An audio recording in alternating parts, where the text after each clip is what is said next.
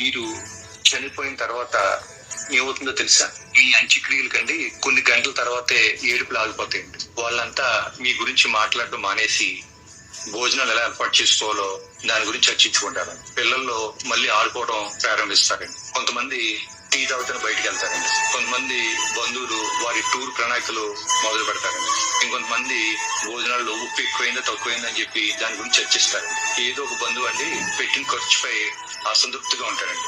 మెల్లగా జనాలందరూ వెళ్ళిపోతారండి. కొన్ని రోజుల తర్వాత ఏమవుతుందంటారండి, మీ ఫోన్ కి ఎక్కడ అని చెప్పేసి మెసేజెస్ వస్తాయి.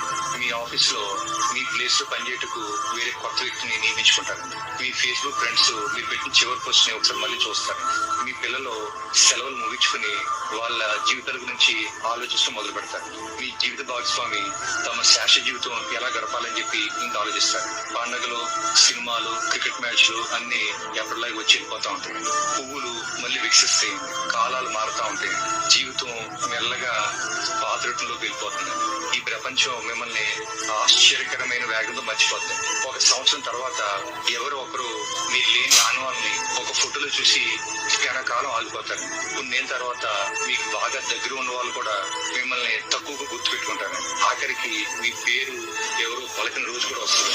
మీరు ఎంతమంది కోసం మీ జీవితం త్యాగం చేశారో, ఎన్ని రాత్రులు కష్టపడ్డారో, ఎన్ని రాత్రులు బాధపడ్డారో, ఎంతమంది కోసం మీరు బతకడం మానేశారో అదంతా కూడా వారికి తాత్కాలికమైనది. ఇప్పుడు నేను మీకు వేస్తున్న ప్రశ్న ఏంటంటే, ప్రపంచం మిమ్మల్ని మర్చిపోవడానికి వేచి ఉంది. మీరు ఎవరి కోసం పరిగెడుతున్నారు? మీరు ఎవరి కోసం ఆందోళన చెందుతున్నారు? మీ జీవితం మీది. దాన్ని ఇతరుల అభిప్రాయాల కోసం త్యాగం చేయకండి. బంధుత్వాల కోసం నలిగిపోకండి. జీవితం ఒక్కసారే వస్తుందండి. దాన్ని సజీవంగా, సంతృప్తిగా, మీ మనసుకు నచ్చినట్టు జీవించండి. Thank you.